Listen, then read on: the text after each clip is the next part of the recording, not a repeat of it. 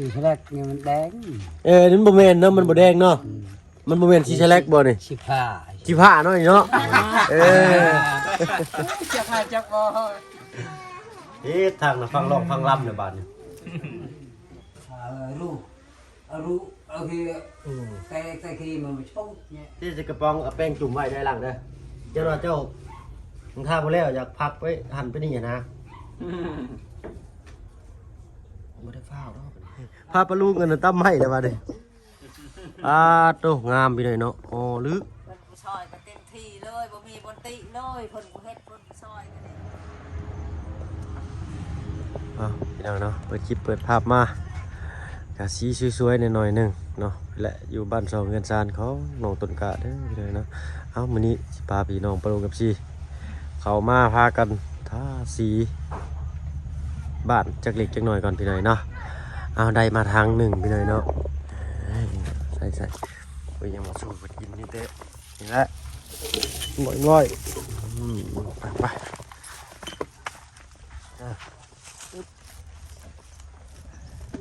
ใส่ละก็เจอรถไฟ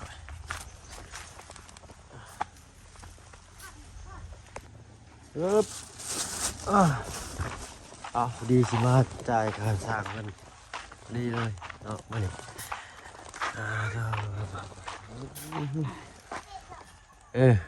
โอ้คนเอาทั้งนั้นเนาะเด็ดตู้คือมันยืนเนี่ยมึงร้านอยู่เนาะโดยยืนแย่งก่อนผุนร้านก็งามพี่เลยเนาะเลยเนาะใช้ทางประตูไม่ใช้สบายดีเห็ดว่าอันแลมตื่นเนาะใครเนี่ยใครเนี่ยบ่กินยาใครเนี่ยบ่กินยาเจ้านั่นลูกใครเนี่ยไอ้น้อยนึงกำยังติดเจ็บคนเดียวนี่น้อยนึงเนาะน้ำบ่เช่าดอกตัวนะฮะยาแล้วบ่ปวดเลยยาเนาะนี่ต้องกล้าเอานี่มาให้มานี่เบิ่งดูบ่แม่นได้ประตูเป็นยังมาเบิ่งดูนี่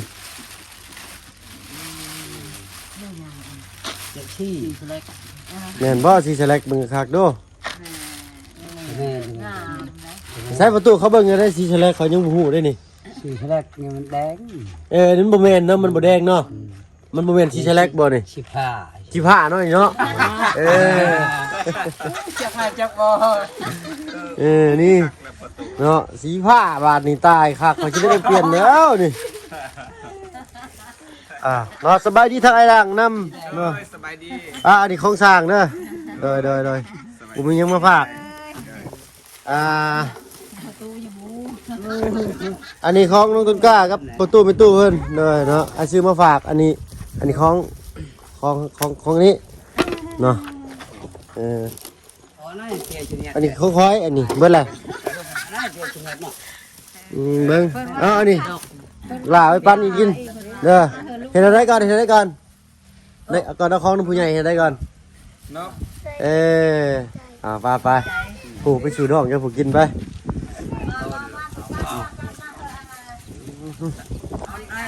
เบิ่งด้วยล่างนี่มีแป้งน้ำ2 อันนักเนาะผ้าแต่ผ้าบัดแล้วบ่เบิ่งนี่เบิ่งนั่นแค่ขนมนี่แหละเอาสิท่าอีกแล้วก่อนนี่เอาสิท่ามันได้ก่อนบ่หรือเอาถ้าขอบประตูก่อนเนาะถ้าขอบประตูไหลไปอะไรกันถ้าขอบประตูกับลูกติ่งเนาะบ้านประตูเด้ใบประตูนี่ไว้ทาทีหลังก็ได้เพราะว่าเขามีสีอยู่ทางเดียวเนาะ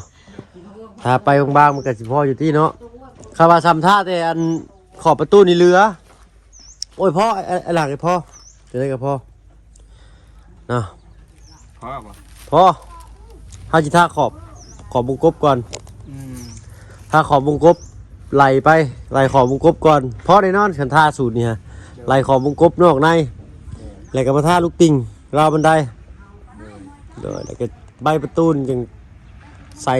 ตั้มอีกกำลังเนาะเอาสำนีก่อนเนาะเงินมีสำนีได้ใช่ อันนี้ก็ค่าสร้างนี่ก็มีแต่กินข้าวกินน้ำเหมือนกันกับพ่ออะไรน้อยเนาะแซ่บนัวม่วนซื่นเนาะรอบหน้าน้อยเนาะโอ้ยขมุกขพออ้ายเพิ่นหลายๆได้พร้อมแล้วบ่หรือสินั่งซุ่มแซวกันจักหน่อย นั่งก่อน นั่งก่อนเนาะ เอ เอาเนาะเอาสุดแล้วเต้ ลี้ยงนั่น ห่านไปไวมาซ่าอีกแล้วเด้อนี่เนาะ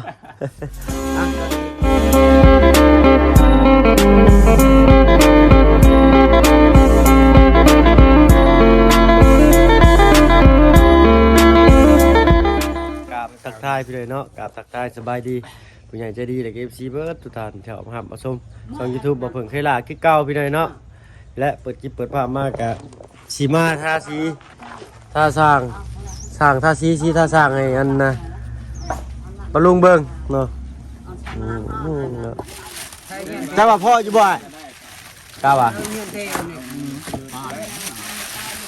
ตามเอาทางให้ต่อ เป็นได้ฐาน วานิดเบิ่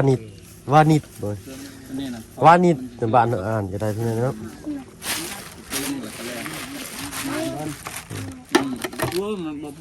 แป้งอ่อน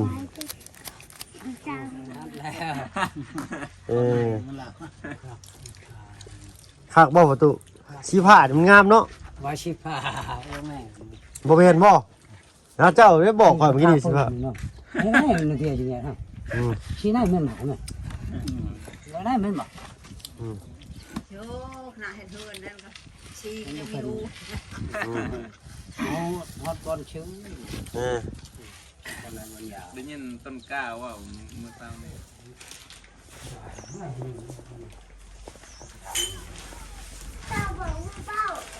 โอ้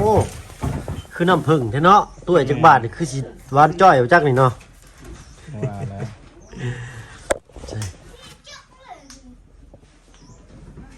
อ๋อลมพัดมีผ้าบ่น้องกำลังกะเอาผ้ามาเช็ดไปเช็ดออกก็ได้เยอะบ่เป็นหยัง ได้เปรีย พร้อมมือห้อยอยู่บ้านเอ้ยเมาย้อนได้นี่เนาะสีทินเนอร์มันเด็กกินทินเนอร์กินน้ำมันนะมันต้องเอาแป้งอันนี้ถ้าลูกยิ่งโบราณเลย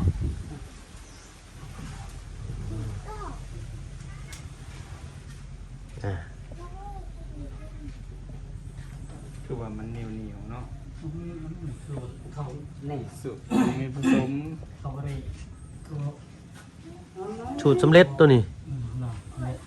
เขาว่าตัวอันที่เขาเอามาผสมเองเขาใส่ทินเนอร์ที่ได้ร้ายเนี่ยนะใส่ทินเนอร์ร้ายปัดบงงามอีกนี่ปัดบงเงาสิวะ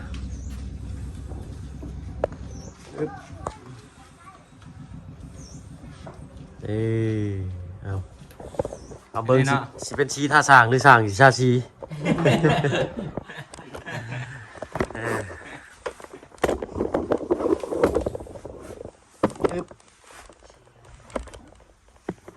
ชีฟ้าประตูได้นี่ เพราะเมื่อหน้านั้นสิให้เขาพูดแล้วเลือกสีนะเรารู้จักเบิร์ด เลือกชีแล้วปะแล้วล่ะ มีแต่ เอาสีฟ้าบนจักสีแดงเรามา ลังมีเนาะเป็นอันกล่องนะมีแก๊สบ่เนาะ เดิมมีอย่างก่อน แก๊สกล่องลังนะ เตียงเนี่ยมันไง ห้ามาจีกแล้วห้าก็มาสอดลงที่พื้นนะถ้าเป็นเนื้อกระสอดมาหั่นนะบ่ให้มันย่อยใส่พื้นอันทั้งลุ่มนี่ก็สิท่าเด้อไปลงเนาะ อยู่นี่บ่ แม่นท่าคือกัน นั่นเนาะ ท่าทั้งเทิงก่อนก็ได้อายให้มันย่อยลงมาใส่หั่นแหละมันบ่เปื้อนดอกคันเฮาท่าค่อยๆไปโอ้เหลือมามากตัวนี้โชว์ลายไหม้ได้พี่น้อยเนาะเป็นได้ประตูถ่าเสร็จน้ำเพิ่นเด้อจ้ะจีบกันคนครึ่งกันเนาะตุ๊กตานะพวกกระไดไอ้ดิมวยเดียว เอาค่อยๆเห็ดไปน้อยหลังยึบใส่ขออนุญาตลุงเพิ่นเลยนะยึบค่อยผู้หนึงได้ทาสีนี่พอดีค่าไฟเอาจ่ายเรียบร้อยเด้อคุณก้าจ้าง5,000กีบ เราสนใจเพิ่นเนาะเพราะว่าเฮาไปดึงไฟนำเพิ่นมา เอาเก็บไว้เนาะเดี๋ยวเพิ่นมาถามเพิ่นบ่ถามตรงนี้เพิ่นนั่งอยู่นี่ เพิ่นเก็บไฟกันอยู่นี่เนาะเราเป็นนั่นคนใส่กับอันไอ้หลัง2คนแต่อยู่บัดมาเก็บน้ำข่อยเนาะเป็นไว้เอาเนาะได้ล่ะ งานหรือบ่ โอ้ใช้ค่อยลองดูฮะเนาะ ก็ลองก็ลอง ใส่มานั่งอยู่นี่ข่อยสิบอกสิพัง เราเช่าเบี่ยง เนาะทางแต่บ่ให้มันยอดมันมีสินะอันนี้บ่เฮาใส่เป็นสีเลเกอร์กัน มีแรงคอใหญ่ โอ้ยเหลือมมากบานเลยเนาะเสียตาหมดแล้วจะได้ต้องการจะถ่ายเสร็จเด้อ โดย นี่มันยอดลูกเช่นไหมสังเกตต้องตั้งใจนะงานสีนี่ช่างไม้ช่างไม่ดีเป็นว่าทำแล้วก็ลื้อช่างชี้ช่างดีทาแล้วติดเลยลายไม้งามเลยเป็นไงนะหายากเลยสิได้ไม้ลายเครื่องเชียวนี่เฮ็ดแนมออกพอทาเข้าไปนี่เฮ็ดได้เอาไหมฮะ ทางมันจะเอา จ้าสังเกตดูดิเอาโลดมันสิเป็นแนมมึงซื้อได้ งอดไม้เต้าเยี่ยมนี่มันก็ใช่ เจ้าหับไปเจ้าแกมันย่อยมันหันเสียดเย่เจ้าบ่ต้องไปแนมน้ำเล่าก็ได้ดอกกันนะฮะอันนั้นเป็นหน้าที่รับผิดชอบ ตัวนี้เป็นหน้าที่ห้ามไปสอบมันบ่ เบิ่งน้ำก็ได้เขาบอกเป็นงาน แต่ว่าพออยู่ลุ่มนั้น อยู่ลุ่ เฮา ม สังเกตบ่ได้แล้วตาเฮาเป็นแนมอยู่นี่ให้เห็นอยู่ลุ่มบ่ได้แล้วเนาะ จะรับผิดชอบหน้าที่ดีแล้วนี่บ่ให้แป้นเปื้อนนะโอเคป่ะเข้าใจป่ะ ใจเดือดมาก บอกเขาว่ามันเป็นสีอันหนึ่งเลยนะเป็นสีผสมน้ำมันบ่หรือสีน้ำตัวหนึ่งเนี่ยเอาผ้าเอาบ่ต้องใส่แป้งทาก็ได้เอาผ้าชุบน้ำมาอะไรก็ทาสีนั้นสีไม่ประดูแดงนี่มาทาดิ อืม มันหนักสีแดงโพดเนี่ยสีไม่ประดูแดงกระดูจันทาอันประตูเพื่อนน้องวินะมันแดงแป๊ด มื้อเช้านี่มาบ่ทันเพิ่นว่ามาทันนั่นไปล่มนำอันผู้ใหญ่นั่นคือสิมวนเนาะเป็นกันเนาะ เป็นไงได้ ทั้ง ผู้ใหญ่เด้อันแม่สิส ส ว วน น เด้ สวนบ่ แม่ เลย มื้อเช้านี่ก็แล้ว แม่ทั้ง เลย โอ้ จะมาบ่ทันบ่ มาบ่ทัน เนาะเพิ่นก็มันค่ำนะทางเพิ่นเพิ่นก็ได้พักผ่อนไปแล้วก็เลยโทรมาเล่นมาแอนนำได้สิได้นอนนะฮะนอนยังไงเอาเพิ่นก็ โดย อันนี้ชีวิตเอาค่าสร้างเป็นได้มานี่8 ล้านเนาะ เอ้ย 1 2 3 4 5 6 7 8 ล้าน ต่างเด้อทิต่างเด้อ เขาว่าช่วยแล้วเว้ย 2 แล้ว นะ ตั้งเอาเด็กจับหนักไงบงเลยไง 4 ล้าน5แสนแม่น8 ล้าน5แสน มื้อนั้นมันว่า6ล้าน เดิน6 ล้าน มื้อนี้แฮงลุดอีก4ล้าน รุดอีกนี่ก็ได้ เศร้าเลย ชี้กระท่าให้พี่ยังเชียร์ให้รุดอยู่น้อยเนาะเอ้ย ความงงเมื่อกี้นี้ พี่รุดลงเรื่อยๆแท้เนาะหมู่บ้านนี่ว่าสิจ่ายอ้ายเพิ่นเลยพี่น้อยเนาะเพราะว่าทางห้านเลขเปลี่ยนเพิ่นเข้ามาพี่แล้วแหละนะเพิ่นจึงโอนเงินนำหลังมาน่าก็ต้องแล่นไปกดพูดดีอยู่หันค่าพุ่นนะ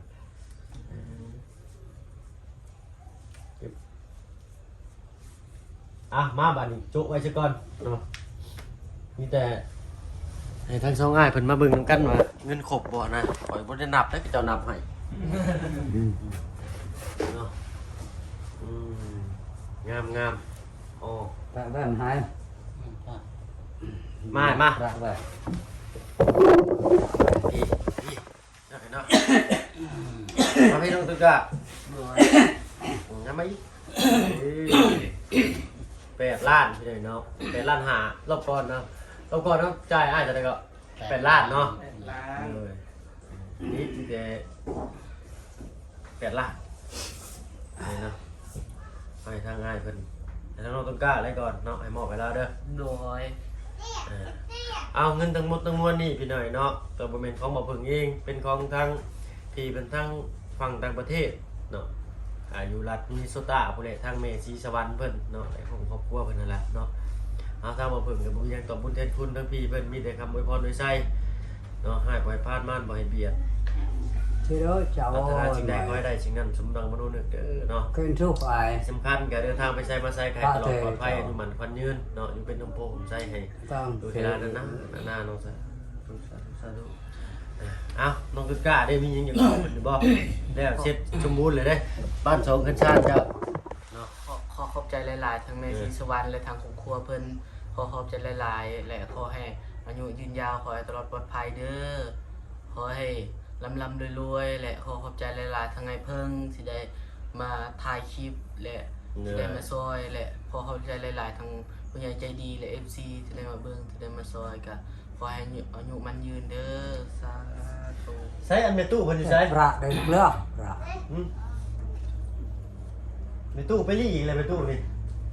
แม่ตู้เอ้ย เนาะเอาใส่พี่หน่อยเนาะเอาเนาะก็มีแต่สิทางความรู้สึกทางเมตู้พ่อตู้เพิ่นอีกบาดนี้เนาะบ้านสองเฮือนชาตินี้จบบาดนี้เด้อค่าสร้างเด้อ โดย เอาค่าไฟก็เสียให้เลยเด้อเมื่อกี้นี่เด้อ โดย เลยเนาะเดือนหน้านี้เฮาต้องเสียบ่เดือนหน้าบ่เสียได้อเนาะอ้ายเนาะ ในห้างบ่ บ่ได้ บ่สิ บ่ ได้ ได้น้ำใสนะครับบ่ เอาบ่ได้เฮ็ดบ่ได้ใส่น้องบ่ได้ใส่บ่ได้นั่นเด้คือวันนั้นแต่บ่จักพระเจ้านะเราบ่ได้เนาะยังทันได้ชุด โดยเฮาบ่ได้ใช้เฮาจ่ายได้เดือนนี้เฮาบ่ได้ใช้มื้อนี้เนาะก็บ่ได้จ่ายเด้อจ่าย2เดือนได้เนาะ โดยจ่าย2เดือนก็มีแต่ให้ทั้งอ้ายเพิ่นแล้วบัดเจ้าไปเก็บบินสมมุติกับเจ้าว่าเอาไปเก็บอยู่เทื่อนั้นเจ้าก็บอกให้เพิ่นฟังได้เพิ่นใช้ในระหว่างเดือนนั้น2เดือนก็นั่นเด้นะประมาณนี้เนาะก็บ่แพงนะพี่น้อยเนาะ20ปลายพันบ่ฮอด30,000ครับ 2เดือนเข้ากับเจ้าของเพิ่นกับอัน2น้ำกาเงินก็ khỉ ไปพี่3วันนั้นเนาะ แม่นโดยเนาะ แบบว่าเฮาจ่าย เฮาเป็นคนจ่าย2เดือน2ราคาเฮือนน่ะใช้ฟรีก็บ่เป็นหยังพี่น้อยเนาะก็บ่ฮอด100ดอกเงินก็ได้เอ้าเนาะมีแต่พุ่นแหละแล้วเสร็จสิ้นเบิดเรียบร้อยทุกอย่างแล้วบัดนี้เด้อค่าสร้างกระจายแล้วบัดนี้ฮะแต่เก่าว่าสิบ่มีค่าสร้างว่าสิให้อ้ายสร้างเพิ่นมานอนจัก10มื้อเพราะได้อันลดค่าสร้างเอาโนโฮมอนพี่น้อยเนาะมีแต่ฝากให้พ่อตู้แม่ตู้ขอบคุณทางผู้ใหญ่เพิ่นเด้อเนาะเพิ่นก็โทรมาลิ้นมาแอนอยู่ได้เนาะเอาตั้งมุกตั้งใจเอาเด้อบาดนี้ ไม่พูดเยอะ ฟังแม่ตู้อีกบัดนี้ ว่า ก้า ได้ เอาเลยดิ ขอบคุณนันแม่ที่สวรรค์ช่วยอยู่ไทยซอยอันหลานต้นกาประตูเม็ดประตูแล้วขอบใจหลายๆให้อายุมันยืนให้ได้เงินได้คำให้ร่ำให้รวยให้อายุยาวนานแล้วก็ว่ามีไฟซอยแล้วมีแต่แม่ชีสวรรค์คนเดียวกับอันขอบใจนำเบาพึ่งผู้แลนงานนี่แหละแม่ก็ไปจักแนวเว่าให้ร่ำให้รวยคือกันให้อยู่ดีมีแห้งให้อายุมันยืนเท่านั้นแหละลูกเอ้ยค่ะ พ่อตู้ได้มีหยังอยากบอกอยู่บ่ có quân cho có phụ nhai chơi điแต่ว่าขอบคุณอันนั้นแม่ชิชวันผู้เดียวมาช่วยอันพ่อตู่แม่ตู่มาช่วยหลานกับบ่าวเพิ่งเพิ่นมาช่วยก็ขอบคุณเขาชองคนแต่ให้อายุยาวมันยืนให้อยู่ดีมีแห้งให้เพิ่นลำรวยอีกให้ได้เงินหมื่นเงินล้าน เจ็บให้ได้ใครอย่าให้มีฮะ ใครจะให้มีจ้าทุก เลยเนาะพี่น้อยเนาะโอ้ยก็สำเร็จเสร็จสิ้นมีแต่อ้ายทั้งอ้ายสร้างเพิ่นบัดนี้เด้อ โด เนาะ ย เนาะมีแต่สิมองเงินทางสร้างเพิ่นเนาะโอเคประตูโอ้มันเหม็นสีเด้อบัดนี้เด้อเนาะถอยก่อนบัดนี้เด้อยังเอามาน้องต้นกล้าถ้าเสร็จอย่างเดียวเจ้านั้นมีแต่หอบอ้ายสร้างเพิ่นได้บาดนี้เด้อมานับเอาได้เงินนี่เด้อ สิให้ประตูนับให้บ่ 2 มื้อแล้วจังได้เจ้า กันประตูนับเลย เขาไม่ได้เมื่อเลยแต่นี่ สีสเล็กประตูวางสีฟ้านี่ นะอ่ะ เออ จ้างยังอยู่ตรงนั้น พี่หน่อยเนาะลองนับมาแล้วเจาะได้เด้อ เดี๋ยว 8 ล้าน5แสนกีบเนาะ เดี๋ยว ขอดูคนนี้คือเก่าเนาะขอบใจอ้ายหลายๆคือกันเด้อ ได้อ่ะ ลองนับเบิ่ง เดี๋ยว ต้องได้มาน้องบ่ได้นับเด้เจ้านับให้ทุบเรียนเลยตกปองไปนี่ครบอีกแล้วนี่ พอเนาะ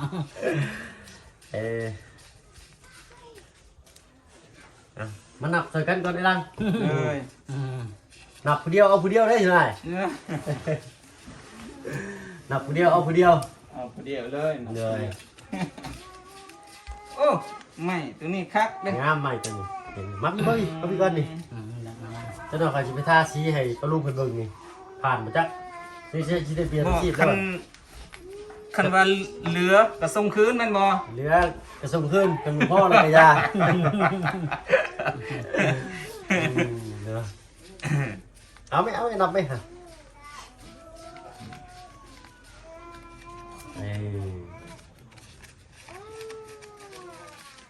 ดีแห้งขาดครึ่งชั่วเลยทางนะฟังร้องฟังรำเนี่ยบาดนี่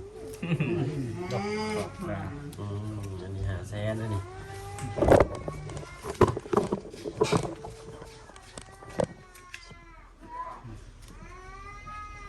5 แสนบาท คือว่า600,000ตัวนี้ ชิปปั๊บชิปเลยบ่มีเหลือเนาะ บ่ได้ส่ง บ่มีเหลือบ่มีส่งจะกีบเลยดิเนาะ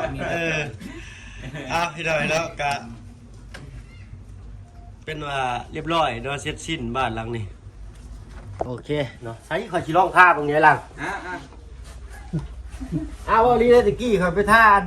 ชี้อยู่กรุงเทพนะสร้างคัดซีได้ซีคัดสร้างได้บ่เนาะต้องคัดอย่างไรเนาะเพิ่นเป็นอันผู้รับเหมาท่าซีหั่นนะ นี่ก็ได้เลยดิ ขึ้นไปตามมันตึก4 ชั้นนะ ชี้นี่กันนะ ข้างล่าง ไม่ยาก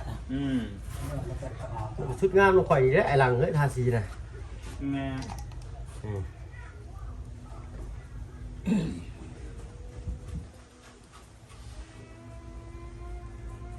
นึงพอตู้ยังดีคือกันไข่ พอตัวอย่างดีไข่คือกัน โอ้ยผูกคอทอแคนเองนี่ ก็ใช้พายลูกก็เลย เลย ลูกเอาไว้ในถุงเลยมันเลยชามอันนี้ เช่าเลย ก็ยังทันได้ ช่วงใช้กันมี4 เส้นนี่เขาว่าเช่าดู ใครแน่ จะตื่นเลยเนาะเลยเอาเพิ่นสบายใจได้กันให้ประเทศนั้นน่ะพี่น้อยเนาะกินแล้วบ่ยานั่นกินแล้วเนาะกินจักเม็ดประตูช่องบ่ปวดหัวแล้วเป็นหวัดเป็นหวัดแน่ไอ้แน่ปวดเป็นหวัดกับปวดหัวบ่โดย ลายซื้อ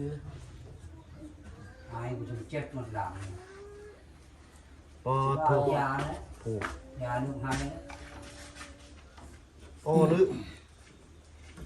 โอ้ยถ้าเอาถ้าแห้งถ้าไวถ้าฝ้ามันสิยุ่ยอยู่ได้นี่ถ้ามันใกล้สิแห้งจะไปป้ายมันได้นี่ป้ายแล้วมันจะเป็นตุ่ปูดแล้วมันสีขี้ได้เลย แม่ ต้องทารอบเดียวแหละให้มันนั่นถ้าจังล้ำใหม่กันหนึ่งก็ได้ปกตินี่มันต้องทาก่อนจะเอาขึ้น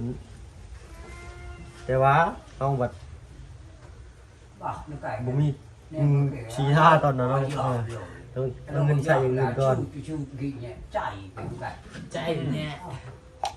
ใจเนี่ย ใจรู้คือแต่khi mà chốt nhẹ từ này từ này chu kỳ โอ้เป๊ะหายไป คือใช่สั่งเขาในถ่วงเอ็นลูก ปั๊บมักซิบเลยทำให้ คืออยู่บ่ไอ้หลังพอเป็นสร้างทาสีได้หรือบ่นี่ ได้เลยเด้ บางหนักเสื้อมือชั่วโมง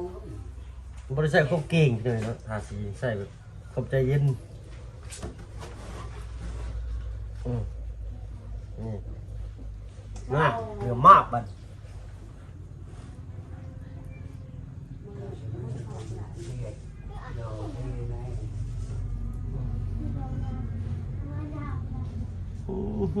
ขนาดเอาซีบ่ได้ผสมน้ำมันผสมทินเนอร์เลยเนอะนะเพิ่นผสมมาให้ขักบ่ละบาทจ้ะเมาวิ่งเงี้ยนี่มึนหูยาวเลยนี่อันเครื่องบ่ฟ้าท่าพอสิได้นั่งบ้ายเลยก็ท่าเด้ แม่น เราต้องเอาให้แล้วก่อนตัวนี้บ่แล้วเขาบ่ยอมเลย นั่นแหละ วันละสบาย แต่ได้เป็นตู้งามบ่แน่มึงอีตาราง น้ อ้อเนาะ ำน้ำนั่นแหละ คนงามก็ห้าบ่ถูกต้องแต่พื้นก็ยอดแต่ก็ลื่นเด้อเขียนเลย อย่างนี้บาดนี้เนาะ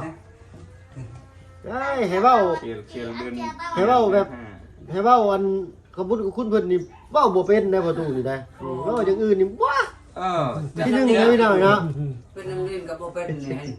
โอ้เจ้า เพิ่นเว่าได้แต่ภาษาเพิ่นนะ งอมเล แล้ว ย ถนนประชาตัวเองนี่ก็ว่าได้อยู่ ด้วยแต่ว่าภาษาลาวเฮานี่มันอยากจักสิเว้าออกมาได้เนาะน้อยเนาะก็บ่ติเพิ่นแหละก็บ่ได้ว่าเพิ่นเนาะก็แซวเพิ่นซื่อๆหั่นนะ เป็นลายแข่งลิงเขาไปเฮียนเนี่ย โอ้ตัวนี้ก็ว่าเฮาบ่ท่าเลยต้องแช่น้ำมันไว้ได้นี่น้อย เขาเฮียนปีหนึง ถ้าบ่แช่น้ำมันนี่แป้งนี่แข็งเลยนี่พอดีได้น้ำมันไอ้หลังเอาเทใส่กระป๋องนี่ก็เทใส่กระป๋องเอาแป้งจุ่มไว้ได้หลังเด้อ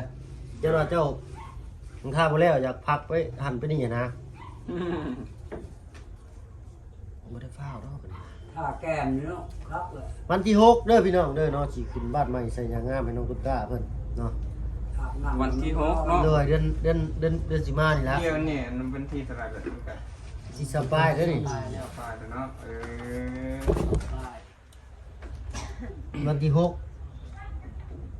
เดือนหน้านี่ ดูสอง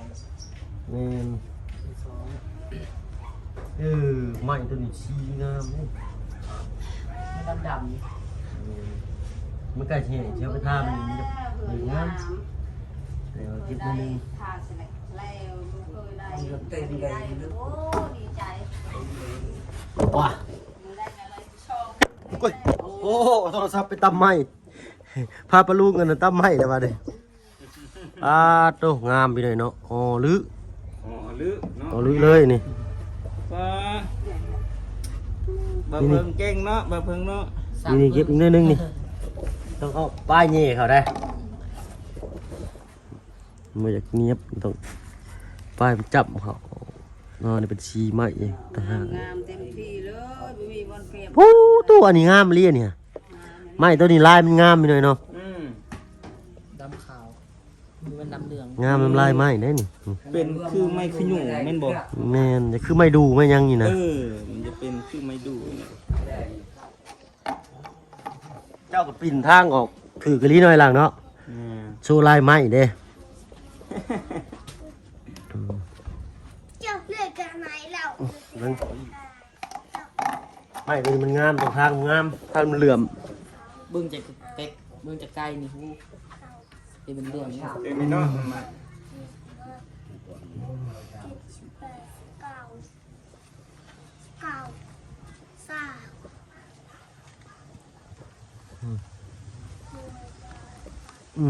นั่นช่องอันนี่งามลีลายไม้เนาะ งามเนาะ ลายมันไอ้ล่างเพิ่นก็ปิ่นถึงทางแท้แล้วปิ่นลายไม้ออก อันนี้ก็งามลายไม้ตัวนี้นี่ แม่ เอาให้อ้ายผู้จัดการเลยแล้วกันพี่น้อยเนาะข่อยอยากเมาละบาดเลย บ่แม่นเมาเบียร์บ่ เมาซีแต่อันงานขึ้นเดือนบุญเดือน3เปิดปากเหล้ากันนี่นะทางบ้านจะก่อยนะได้กินเบียร์2จอกได้ขอบ่ได้ขอกินแต่เบียร์เลยบ่ไหวเมื่อก่อนน้องหับกินเบียร์ละกินเก่งดีน้องหับกินลายตอนอยู่กรุงเทพนะพอท้องน้องอินเตอร์มาปุ๊บนี่ก็กินนักอีกเนาะพากลับมาบ้านนี่มากับอันนี้แหละมาทีมงานเพิ่นนี่แหละกินได้แต่ว่ากินได้บ่หลายนะจอก2จอกได้อยู่ไอ้ครับใครคอยกินข้าวอิ่มแล้วคอยไปกินเบียร์นี่ฮึข่อยแล้วโลดบ่ไหว มันสิเอี้ยเอาเว้ากันพอหอมปากหอมคอเนาะใช้บนอยู่บนเช่าอันนี้บ่ อันนั้นเปลี่ยนเลยเด้ออันนั้น อ๋อใช้อ้ายเพิ่นเบิ่งเนาะจันว่าจังหน่อยว่าอ้ายเพิ่นเฮ็ดงานบ่ละเอียดนี่ร้อยพี่หน่อยเนาะกินเต็มครับปิดไว้เดี๋ยวสีมาทาเดี๋ยวหาเงินซื้อสีก่อนพี่หน่อยเนาะทาขอบทาใบนี่แหละเอานี่ล็อกกึบไว้นี่ขอบประตูนี่กับสีทาสีเนาะเดี๋ยวเบิ่งอีกก่อนพี่หน่อยเนาะให้ทาสีสแลกเอาผ่าไปให้อ้ายเพิ่นน้องคือกะเนาะคันนั้นเดี๋ยวค่อยๆเช็ดไปเขาเอาน้ำมาเช็ดนี่แห้งๆกูเก่าแห้งๆค่ะกูเก่าต้องเอาผ่าแห้งเช็ดอย่างเดียวเบิ่งเด้ออย่าให้ใกล้ประตูได้อันนี้ฮะเราเอาน้ำผึ้งบ่ได้ได้นี่ แม่ถึงว่าประตู คือได้พี่หน่อยเนาะเอามีแต่สิไปทางอื่นก่อนเด้อบัดนี้เด้อเนาะขอบมุกขอบใจหลายๆประชุผู้ทุกคนไปเลยได้เด้อเนาะสบายดีเจ้าโดยมี สบายดี โดยอัน คอยไปคอยมา จะได้ก็หาล้านบ่อันข้างน้ำนะหรือสี่จะบ่ อันเว้ามือวานนี่ โดย 5 ล้านแต่ว่านั้นคันว่านั้นเงินก็ลดก็ได้ลดสำไรสำนึง ฮะ4 ล้าน5บ่ โดย คนครึ่งบ่ โดย เลยเนาะเอ้าปลาลูก FC เพิ่นอีกแล้วปลาลูก FC เพิ่นว่าโอ้ย5 ล้านเพิ่นว่าเนาะก็อยากแพงเพิ่นว่าโอ้ก็ซ้ำนั่นได้พี่น้อยเนาะแต่ว่าเฮาเฮ็ดก็4 ล้านบ่น้องเจืองเพิ่นนะ4 ล้านแต่อันนี้เพิ่นขอนำ4 ล้าน5พี่น้อยเนาะเพราะมันเฮ็ด2คนเอ้าเนาะก็เว้าไว้ซื่อๆแหละเนาะเผื่อมีเงินมีคำสิให้เจ้าเฮ็ดให้เนาะ โดย เอาเนาะพอๆกันคลิปหน้าก็แล้วกันคือซั่นเนาะ เอานั่นสิลดถือว่าเอาคันว่านั้นก็ลดกันก็4 ล้านก็4 ล้านฮะ 4 ล้านเนาะ โดย โอ้เนาะโอ้ขอมกขอบใจหลายๆ มีเงินมีคำสิมาเอิ้นใช้งานได้เด้อเนาะห้องน้ำ4 ล้านพี่น้อยเนาะบ้านน้องเจืองบ่ได้จักเท่าไหร่4 ล้านนี่แหละปลาลูก FC เพิ่นคอมเมนต์มา โดย เนาะเพิ่นทางเฮาก็ได้เฮ็ดสำนั้นหั่นนะ โดย แต่สำหรับ4 ล้าน5นี่ก็ได้อยู่ก็ได้คือกันพี่น้อยเนาะก็บ่แพงปานใดแต่ตามหลักมันน่ะ4 ล้านเพิ่นว่าสินะ โดย แต่ทางไอ้ช่างเพิ่นเคยเฮ็ด5 ล้าน6 ล้านพี่น้อยเนาะแต่เป็นกันเองก็4 ล้านก็ได้แล้วอ่ะ แม่ โอ้ยขอบมุกขอบใจหลายๆเนาะหาเงินกันเด้อบาทนี้เด้อ โดย เนาะเอาคอยเบิ่งเด้อน้องต้นกล้าอย่าให้เพื่อนได้ เพื่อนได้แต่บ่ให้มันน่าเกลียด แล้วเนาะ ตกกระเซ็นเลยได้เห็นบ่ฮะแต่สิมาจอบเบิ่งยังทางหลังเรานี่เห็นบ่มันสิใช้นะเช็ดกดลงแห้งๆหันละมันก็หายไปละพี่น้อยเนาะ แม่ ตามจริงเฮาต้องใส่สีก่อนจะเอาขึ้นตอนนั้นมันบัดงบยังยันมันบ่พอค่าสร้างพี่น้อยเนาะก็เลยเอาตามมีตามเกิดก่อนไปละไอ้หลังเนาะขอบมุกขอบใจหลาย ใจละลายอันดี โดย อันละ ๆมึงได้ไอ้หลังจะโอเค เป็นทางตลอดปลอดภัยเด้ออ้าย เลย ขายเด้อ เลยไอ้นั่นเป็นตู้งามบ่ น้ำได้เบิ่ง โอ้ดูมันเพิ่นนั่งคอยเบิ่งหมอลำเรื่องไปหน่อยเนาะ ขอบใจหลาย เด้อเนาะร้านนี้ไปทางอื่นก่อน ๆไปมาเอ้ย คิดว่าแม่ตู้นี่ตามเบิ่งคือว่ามื้อนี้นี่มีแต่นั่งบ่นิ่งเลยมีบ่ได้ติงบ่ได้ โอ้ลายใหม่งามเลยพี่น้องนี่เนาะ เบิ่ง แล้ว ติ่ง โอ้ยขอบใจหลายๆนะนี่ไล่เพื่อนแฟนมักลังมักยังไงงามไปช้ำเพิ่นผู้ซอยก็เต็มที่เลยบ่มีบนติเลยเพิ่นผู้เฮ็ดเพิ่นผู้ซอยก็ดี เพื่อนเขายังล้างน้อยกว่านี้เด้นี่สีแฉลกกันยังบ่ได้ทาซ้ำพี่น้อยเนาะพอพรคลิปหน้าถ้าเราคลิปนี้ลาแล้วพี่น้อยเนาะอยู่ดีมีแฮงเบิดสุผู้สุคนไปแล้วพี่น้องสบายดีเจ้า